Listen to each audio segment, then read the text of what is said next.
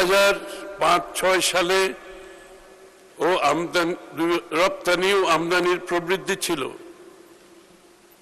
যথাক্রমে 21.6% ও 12.2%।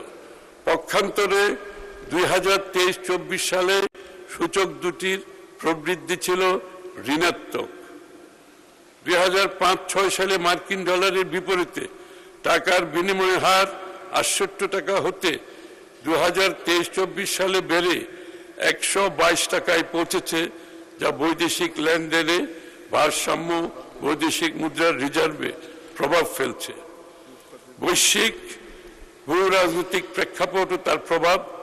মধ্যপ্রাচ্য সংকট। মাননীয় স্পিকার, আমাদের সরকার গঠনের 10 দিনের মাথায় মধ্যপ্রাচ্য সংকট শুরু হয়। অর্থনীতিতে আকস্মিক ঝুঁকি তৈরি হয়। মধ্যপ্রাচ্যের সংকটে আন্তর্জাতিক বাজারে জ্বালানি তেল, এলএনজি ও সারের দাম দ্বিগুণেরও বেশি বৃদ্ধি পেয়েছে।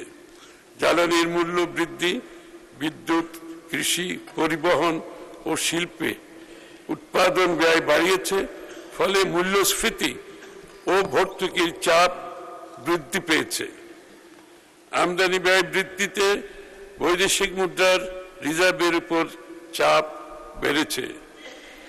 মধ্যপ্রাচ্য আমাদের প্রবাসী জনগোষ্ঠীর জন্য সবচেয়ে গুরুত্বপূর্ণ গন্তব্য। তাই এই অঞ্চলে দীর্ঘস্থায়ী অস্থিরতার কারণে কর্মসংস্থান ও প্রবাস আয় প্রবাহের উপর প্রভাব পড়তে পারে। মাননীয় স্পিকার, আজকের বিশ্ব অর্থনীতিতে অনিশ্চয়তা একটি স্থায়ী প্রেক্ষাপট, এ নিউ নর্মাল।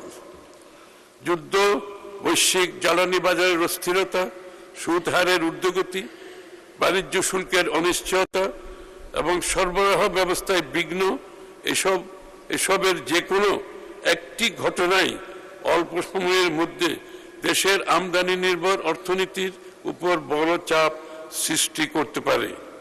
কাজেই আমাদের লক্ষ্য হলো বাইরের ধাক্কা এলেও অভ্যন্তরীণ স্থিতিশীলতার উপর অভিঘাতের মাত্রা মোকাবেলা করে অগ্রযাত্রা অব্যাহত রাখা।